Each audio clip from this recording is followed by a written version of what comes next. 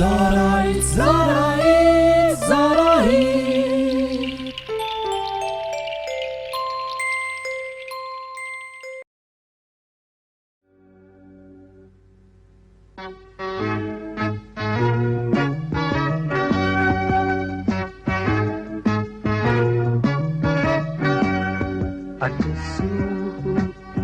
عالجكنا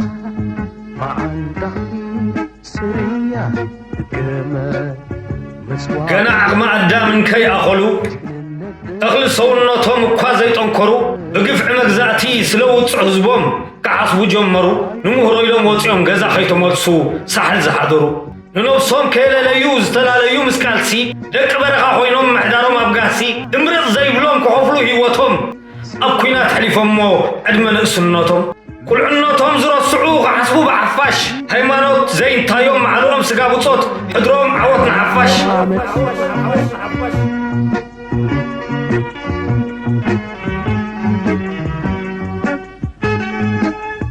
መዓንታን ከይቋፀሩ ብረት ዝዓጠቑ ፀላኢ ማሪኾም ብጉስማጡ ዝሕንቁቑ ኣየወ መናጁስ ሰሚላኑ ካምቻ ርእሲ ፀላኢ ተፃዊቶምሉ እንድዮም ኣናጫጫዕ ቡቻ እምበኣርከስ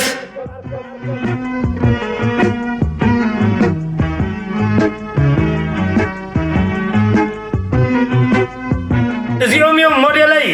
ሃይማኖት ዘይንታዮም ሙሴን ሙሳን ንስለ መስዋዕቶም ይውሕዶም እምበር ናይ በዝሖም ክብርን ሞሳን ዘለዓለማዊ ዝኽሪ ንስዋዕትና ዓወት ንዓፋሽ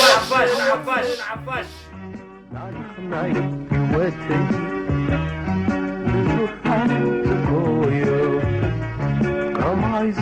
زحمه عايز راح